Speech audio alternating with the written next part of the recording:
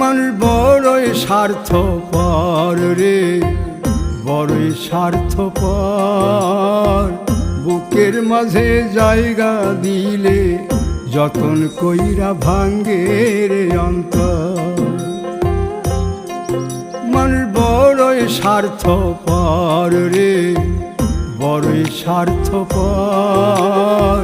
বুকের মাঝে জায়গা দিলে যতন কইরা ভাঙ্গে রে অন্তর।